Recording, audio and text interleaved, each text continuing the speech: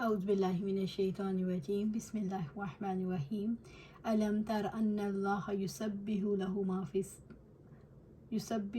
من فی السماوات والارض والطیر صافات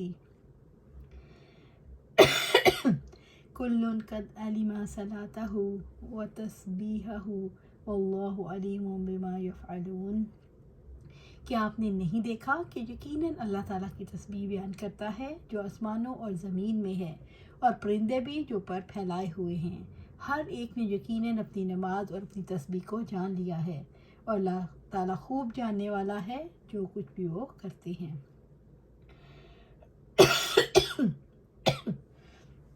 سورۃ النور آیا 41۔ الم تر ان اللہ یسبح له من فی السماوات والارض، کیا آپ نے نہیں دیکھا کہ یقیناً اللہ تعالیٰ کی تسبیح بیان کرتا ہے جو آسمانوں اور زمین میں ہے۔ رب العزت نے اپنے نبی صلی اللہ علیہ وآلہ وسلم سے اپنا ذکر کرتے ہوئے فرمایا، اے محمد صلی اللہ علیہ وآلہ وسلم، کہ آپ صلی اللہ علیہ وآلہ وسلم نے اپنے دل کی آنکھ سے نہیں دیکھا کہ تم جانتے ہو کہ کائنات کی ہر مخلوق، فرشتے، انسان، جنات، حیوانات، نباتات، جمادات اپنے رب کی تسبیح بیان کر رہی ہے، یعنی زبان قال اور زبان حال سے اس کی پاکی بیان کر رہی ہے۔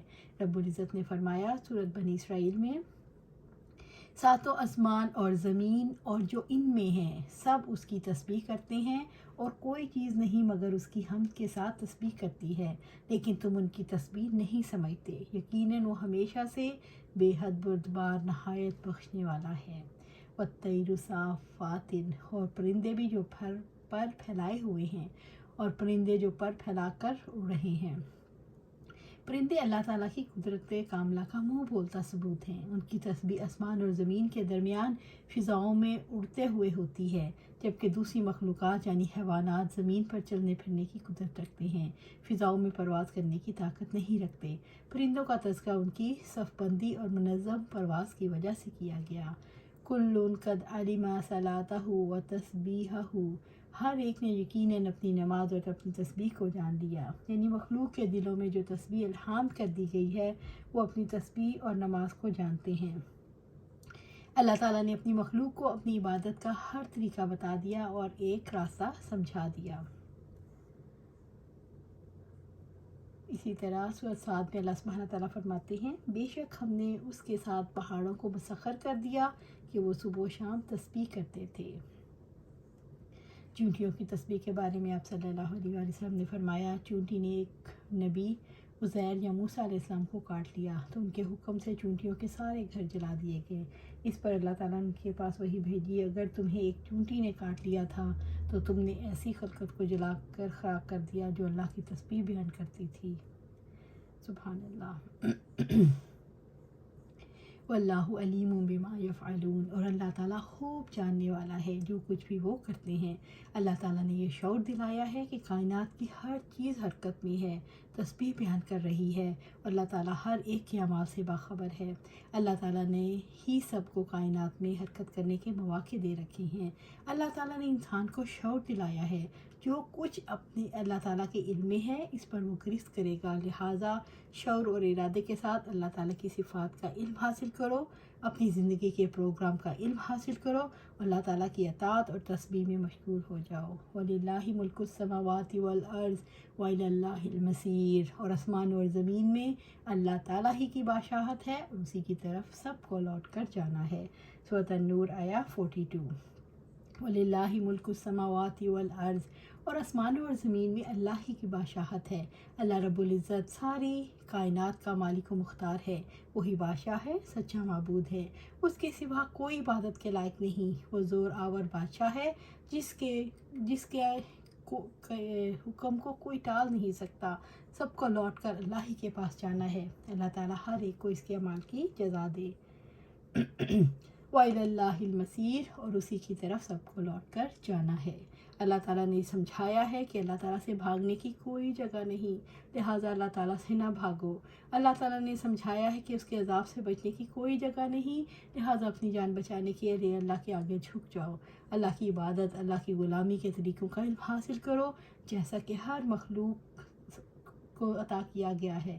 اللہ تعالیٰ کے مقابلے میں کوئی پناہ نہیں، لہٰذا سرکشی چھوڑ دو، اسے جانو، اسے سمجھو، اس سے خوف رکھو، اسی سے امید کا رشتہ قائم کرو، اسی پر توکل کرو، اسی کے لیے جیو، اسی کے لیے جان دو، اسی کے لیے جینے کے طریقوں کا علم حاصل کرو، اسی کے لیے جان کھلانے اور جان دینے کا کام کرو، اسی کے پاس لوٹ کر جانا ہے جہاں وہ ہر ایک کے بارے میں عدل سے فیصلہ کرے گا۔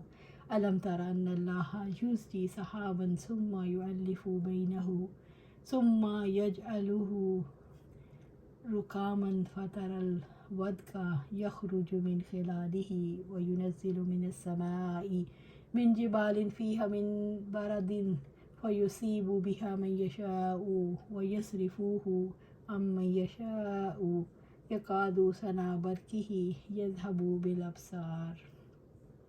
کیا آپ نے دیکھا نہیں کہ یقیناً اللہ تعالیٰ بادل کو چلاتا ہے، پھر آپس میں ملاتا ہے، پھر اسے تہ پر تہ بناتا ہے، پھر آپ بارش کو دیکھتے ہیں، اس کے درمیان سے نکلتی ہے اور آسمان کے ان پہاڑوں سے اولے نازل کرتا ہے جو اس آسمان میں ہیں، پھر جس پر چاہتا ہے اس کو پہنچاتا ہے اور جس سے چاہتا ہے پھیر دیتا ہے، قریب ہے کہ اس کی بجلی کی چمک آنکھوں کو لے جائے۔ سورۃ النور آیا 43۔ الم تر ان اللہ یزجی سحابا، کیا آپ نے دیکھا نہیں یقیناً اللہ تعالیٰ بادل کو چلاتا ہے۔ رب العزت نے توجہ دلائی ہے کہ آپ صلی اللہ علیہ وسلم نے اپنی آنکھوں سے اللہ تعالیٰ کی عظیم قدرت کا نظارہ نہیں کیا کہ کیسے وہ بادلوں کے بکھرے ٹکڑوں کو نرمی اور سہولت سے اکٹھا کرتا ہے۔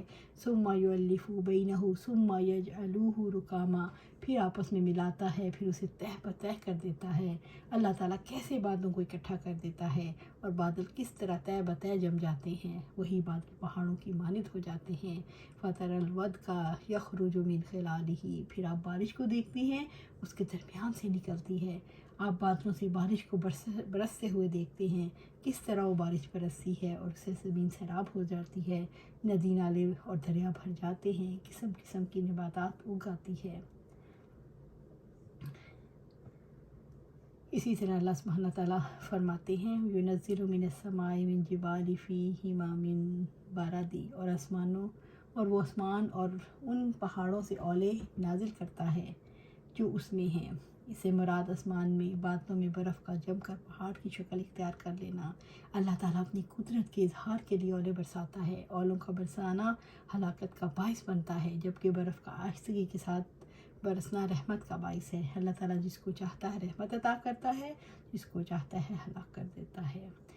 فَيُصِيبُ بِهِ مَن يَشَاءُ وَيَصْرِفُوهُ عَن مَّن يَشَاءُ، پھر وہ جس پر چاہتا ہے اس کو پہنچاتا ہے اور جس سے چاہتا ہے پھیر دیتا ہے۔ یعنی اللہ تعالیٰ اپنی حکمت سے جس پر چاہتا ہے زالہ باری کر دیتا ہے اور جس کو چاہتا ہے بچا لیتا ہے۔ یکاد سنا برقہ یذہب بالابصار، قریب ہے کہ اس کی بجلی کی چمک نگاہوں کو لے جائے۔ یعنی اللہ تعالیٰ کی قدرت کو دیکھو، ان کے بادلوں کے اندر سے بجلی نکلتی ہے جن کی تیز روشنی اور چمک کی وجہ سے آنکھیں چکا جوند ہو جاتی ہیں۔ وہ ہستی، وہ ذات جس نے بادلوں کو اٹھایا، پہنچایا، برسایا، ہمیں فائدہ حاصل ہو، وہ کامل قدرت اور رحمت کی مالک ہے۔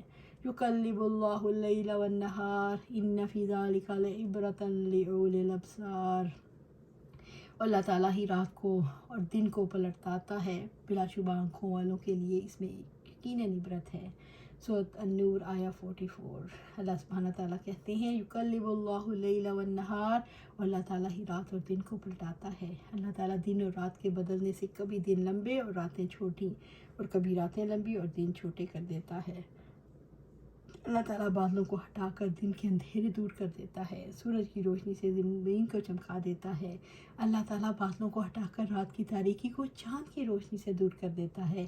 اللہ تعالیٰ کے نور اور اندھیروں کو کائناتی منظر سے دکھاتے ہیں، روشنی اور تاریکی کیسے اس کے حکم کے پابند ہیں۔ ان فی ذلک لعبرۃ لأولی الابصار، بلا شبہ آنکھوں والوں کے لیے اس میں یقیناً عبرت ہے۔ عبرت کے اصل معنی ہے عبور کرنا، طے کرنا۔ عبرت سے مراد وہ شعوری سفر ہے جس میں انسان ایک واقعے سے حقیقت کو لنک کرتا ہے۔ جب ایک انسان کسی ظاہری واقعے پر غور و فکر کا سفر کرتا ہے، اصل حقیقت اللہ تعالیٰ کے نور کو پا لیتا ہے، اسی کو عبرت کہتے ہیں۔ اللہ تعالیٰ کی نظر میں بصیرت والے وہ ہیں جو ظاہری واقعے سے غور و فکر کے نتیجے میں اللہ تعالیٰ کے نور کو پا لیتے ہیں۔ سبحان اللہ۔ واللہ خلق کل دابۃ من ماء فمنهم من یمشی علی بطنہ ومنهم من یمشی علی رجلین ومنهم من یمشی علی اربع یخلق اللہ ما یشاء ان اللہ علی کل شیء قدیر۔ اللہ تعالیٰ نے ہر جانور کو پانی سے پیدا کیا، پھر ان میں سے کوئی پیٹ کے بل چلتا ہے، ان میں سے کوئی 2 پاؤں پر چلتا ہے، ان میں سے کوئی 4 پاؤں پر چلتا ہے۔ اللہ تعالیٰ جو چاہتا ہے پیدا کرتا ہے، یقیناً اللہ تعالیٰ ہر چیز پر پوری قدرت رکھنے والا ہے۔ سورۃ النور آیا 45۔ واللہ خلق کل دابۃ من ماء، اللہ تعالیٰ نے ہر جانور کو پانی سے پیدا کیا۔ اللہ تعالیٰ کی ساری جاندار مخلوقات کا مادہ تخلیق پانی ہے۔ رب العزت فرماتے ہیں اور ہم نے پانی سے ہر زندہ چیز کو بنایا تو کیا وہ ایمان نہیں لاتے؟ سورۃ الانبیاء آیا 30۔ وَهُوَ الَّذِي خَلَقَ السَّمَاوَاتِ وَالْأَرْضَ فِي 6 أَيَّامٍ وَكَانَ عَرْشُهُ عَلَى الْمَاءِ لِيَبْلُوَكُمْ أَيُّكُمْ أَحْسَنُ عَمَلًا، اور وہی ہے جس نے آسمانوں اور زمین کو 6 دنوں میں پیدا کیا، اس کا عرش پانی پر تھا، وہ تمہیں آزمائے کہ تم میں عمل کے اعتبار سے کون زیادہ اچھا ہے۔ سورۃ ہود آیا 7۔ فَمِنْهُم مَن يَمْشِي عَلَى بَطْنِهِ، پھر ان سے کوئی پیٹ کے بل چلتا ہے، یعنی سانپ اور اس جیسے جانور جو پیٹ کے بل رینگتے ہیں۔ وَمِنْهُم مَن يَمْشِي عَلَى رَجْلَيْنِ، اور ان میں سے کوئی 2 پاؤں پر چلتا ہے، یعنی انسان اور پرندے جو 2 پاؤں پر چلتے ہیں۔ وَمِنْهُم مَن يَمْشِي عَلَى أَرْبَعٍ، اور ان میں سے کوئی 4 پاؤں پر چلتا ہے جیسے چوپائے اور مویشی۔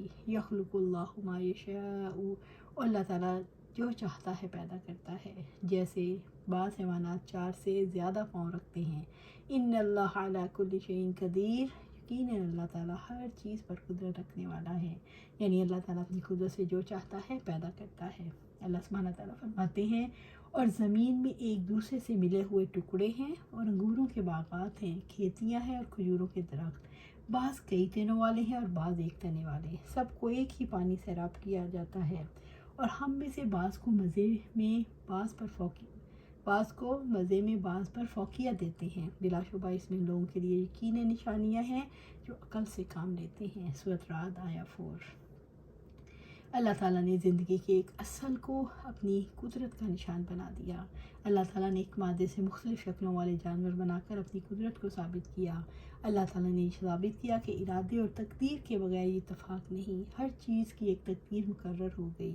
اللہ تعالیٰ کی قدرت ہے کہ اس نے ہر چیز کو تخلیق کیا، ہدایت دی اور یہ شعور دیا کہ اس کی زندگی کا مقصد کیا ہے۔ اللہ سبحانہ تعالیٰ ہمیں بھی ہمیں شعور عطا کرے کہ ہم اپنی زندگی کے مقصد کو سمجھ لیں۔ ہماری زندگی کا مقصد صرف اللہ کی رضا ہے، اللہ ہمیں اپنی رضا میں راضی کر لے۔ اللہ سبحانہ تعالیٰ ہمیں اپنی رضا میں راضی کر لے۔